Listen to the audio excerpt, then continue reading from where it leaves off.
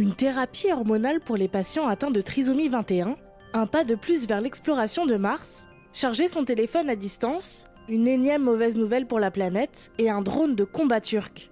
Bonjour à toutes et à tous, je suis Maëlle Diallo et bienvenue dans Fil de Science, le podcast Futura où l'on retrace ensemble l'actualité de la semaine.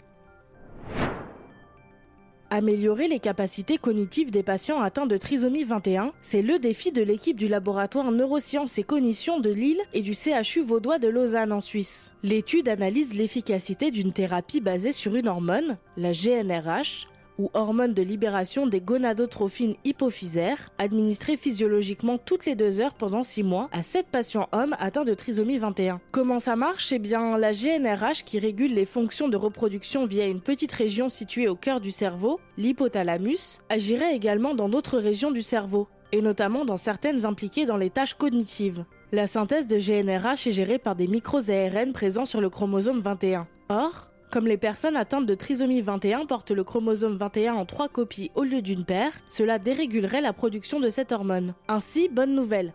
À l'issue du traitement, les performances cognitives des patients se seraient améliorées. D'abord testée sur des souris, la thérapie a montré de très bons résultats sur les déficiences olfactives et cognitives. Sur les patients humains, seules les déficiences cognitives semblent être réduites. La collaboration entre les équipes lilloises et suisses va continuer cet automne. De nouveaux tests sur des patients devraient être conduits, incluant idéalement 60 personnes porteuses de la trisomie 21, dont des femmes, et un groupe contrôle qui permettra de savoir si les bénéfices observés ne sont pas dus à l'effet placebo. Une nouvelle étape vers l'exploration de Mars. Les futurs astronautes qui partiront en mission n'auront peut-être plus à se poser la question de l'oxygène. C'est grâce à une petite machine acolyte du robot Perseverance qui arpente la planète depuis plus d'1 an maintenant. Son nom ? MOXIE, pour Mars Oxygène In Situ. Elle s'occupe de fabriquer de l'oxygène à partir de l'atmosphère martienne riche en CO2. Et si les premiers résultats étaient prometteurs, tout n'était pas encore gagné pour MOXIE. En effet, l'atmosphère martienne est soumise à des variations importantes de température et de densité. Dans l'année, la densité peut varier d'un facteur 2 et la température de 100 degrés. Une bonne nouvelle est arrivée dans une étude publiée dans Science Advances. MOXIE fonctionne en toute saison et malgré ces importantes variations. La petite machine a réussi à produire son objectif de 6 grammes d'oxygène pur par heure, l'équivalent d'un petit arbre terrestre. L'objectif est maintenant de pousser la production d'oxygène à son maximum pendant le printemps martien, mais aussi de tester le fonctionnement de MOXIE à l'aube et au crépuscule, où les températures changent rapidement. Si ces tests sont concluants, on pourrait alors produire de l'oxygène sur Mars à bien plus grande échelle pour subvenir aux besoins des astronautes. Vous en avez marre de ne jamais avoir de batterie sur votre téléphone ? Des chercheurs coréens ont réussi à créer un dispositif de recharge sans fil longue distance, 30 mètres pour être exact. Concrètement, cela veut dire que l'on pourra recharger nos téléphones juste en entrant dans une pièce. Le courant est envoyé par un transmetteur composé d'un amplificateur à fibre à l'herbium, un élément que l'on retrouve souvent dans ce type d'amplificateur optique. La lumière infrarouge produite, qui doit être transmise en ligne droite, est ensuite réceptionnée par une lentille sphérique rétro-réfléchissante, qui concentre le rayon sur une cellule photovoltaïque. Pour faire plus simple, il s'agit de recharger un appareil grâce à des rayons lumineux, sans avoir besoin de l'intervention du soleil. Le dispositif n'est pas encore tout à fait au point, mais il est prometteur. Les chercheurs ont réussi à transmettre un rayon de 400 mW sur 30 mètres, qui a été converti en 85 mW à l'arrivée, soit un rendement de 21,25%. Ils veulent désormais optimiser leur invention pour transmettre plus de courant sur une distance plus longue et alimenter plusieurs appareils à la fois. Encore de mauvaises nouvelles pour notre planète. Le Groenland a passé un point de non-retour. Malgré les efforts mis en place au cours des dernières années, d'ici 2100, la fonte des glaces va s'accélérer et provoquer une levée du niveau de la mer d'au moins 27 cm.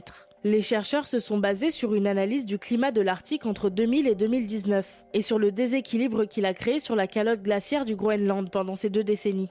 Ils ont ensuite utilisé les données acquises pour calculer la fonte des glaces à venir. Les résultats sont effrayants et ne sont qu'une estimation basse d'après Jason Box, premier auteur de l'étude et professeur du service géologique national du Danemark et du Groenland. En vérité, ce chiffre va probablement doubler au cours du siècle, et des villes pourraient s'en retrouver englouties, comme les villes françaises de Bordeaux ou Saint-Nazaire. Une nouvelle preuve que même à l'autre bout du monde, le changement climatique nous concerne tous au final.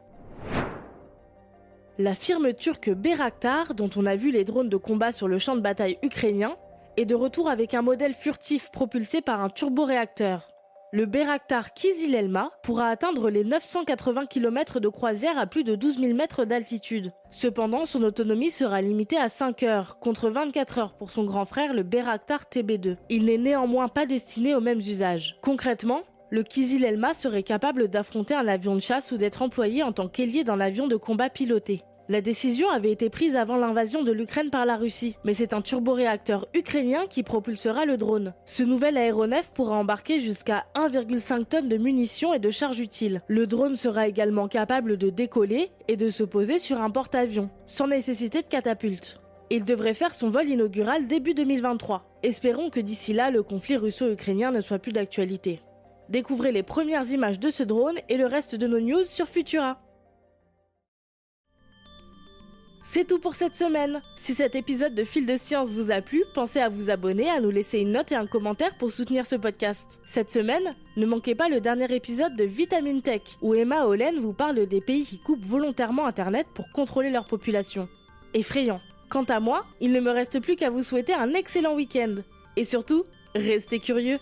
À bientôt.